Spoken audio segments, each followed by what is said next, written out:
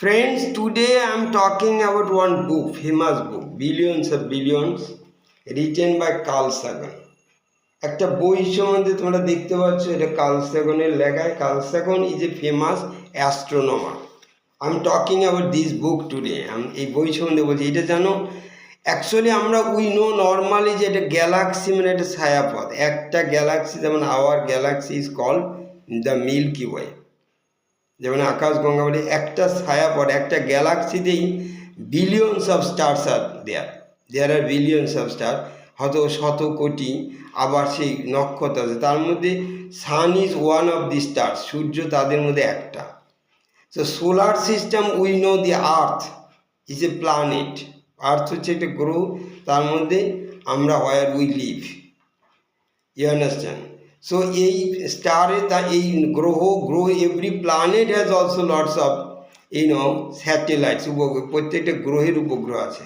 তাহলে you imagine the situation, এটা we are talking about one galaxy, Milky Way, কিন্তু there are also 100 billions of galaxies, মানে শত কোটি কোটি আবার গ্যালাক্সি আছে। প্রতিটা গ্যালাক্সিতে এরকম শত কোটি কোটি স্টার আছে। You imagine how big is the universe, এই বিশ্বটা কত বড়। তারপরে according to mister Carl Sagan, যে বিশ্ব হয়তো we know that only one universe so far, কিন্তু সে বলছে ইউনিভার্সই হয়তো বিলিয়নস অফ ইউনিভার্স হতে পারে। মানে এই বিশ্বই হয়তো একটা বিশ্ব নেই, ইউনিভার্সই হয়তো দেখা যায় হয়তো কোটি কোটি ইউনিভার্স আছে, যেটা আমরা জানি না। হিউম্যান নলেজ ইজ লিমিটেড, আমাদের জ্ঞান এখনও সীমিত। So there could be billions of universes. He says just it is now still on research. We are doing research on it, and we don't know.